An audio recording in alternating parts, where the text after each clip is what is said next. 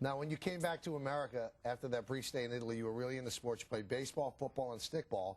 Now, you were a decent baseball player, but I read that you were a terrible basketball player. That's true. I was a great observer.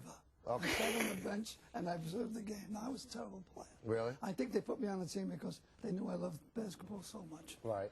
And I think the person who really got me started was a nun, a Sister Mary Jewella, in the 8th grade.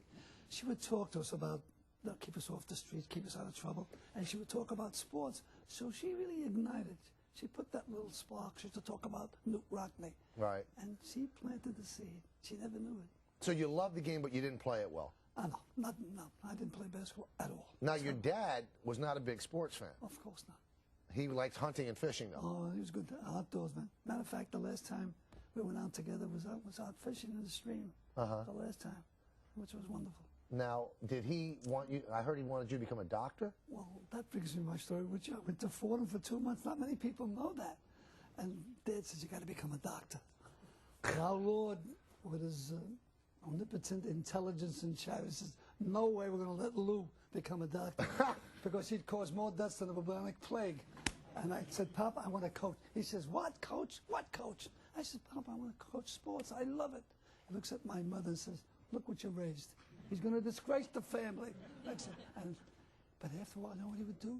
He would close the store, jump in a cab at 9 o'clock, come down to the guard. I never knew that until many years later when one of my players, Albie Schwartz, says, I had a beer with your father. I said, no, my father doesn't go to the game. I'm telling you, coach, I had a beer with your father at halftime. So I go home the following night. I said, Pop, were you at the guard? No. Were you at the guard? No. I said, I had a beer with Albie Schwartz. He didn't know who Albie Schwartz was.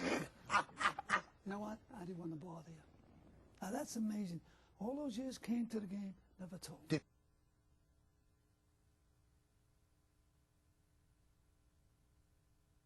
Well, let's talk about some of the moments in your first 5 years. In your first 5 years as a coach at St. John's, 104 and 35. 3 NCAA appearances, 2 NIT appearances, and during the 68-69 season, played the top 3 teams in the country all in the same week, and you won 2 and lost 1. And the one that you lost was to UCLA. Oh, yeah. The big guy, Jabbar. I remember my guy, I forget who it was, took a hook shot. And Jabbar went up and knocked it right into 8th Avenue. My guy didn't shoot for the rest of the ball game. All right? He was some player. I always wonder, I mean, Jabbar was Lou Alcindor at that point, and he went to Powell Memorial. Did St. John's ever have a chance to get him? And there's been many instances where people said he was going to come to, he may have come to St. John's, or this and this happened, that happened. And I remember this distinctly because Sonny Dove and him were very good friends. They were jazz buffs. Right. And they were really good friends. And Sonny Kane says, Coach, he's going to UCLA. This was as a junior. So you knew? I knew then that. If he stays in New York, maybe, but it wasn't that sure that he was going to come. And he went to UCLA.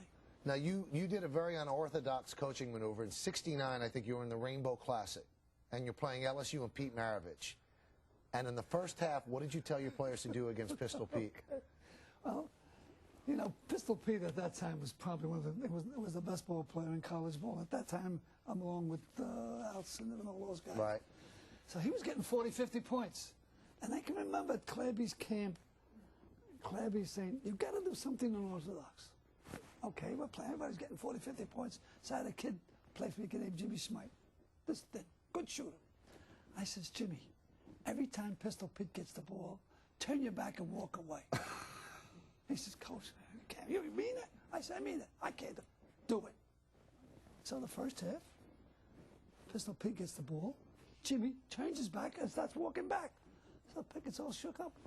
The first half, he only scored 7, 8 points. So we all went to the locker room all happy. We got him. We got him good. Come out the second half, he hits the first 8 shots in a row. I put 2 guys, 3 guys. He scored 53 points. That was the end of that experiment. That's a true story.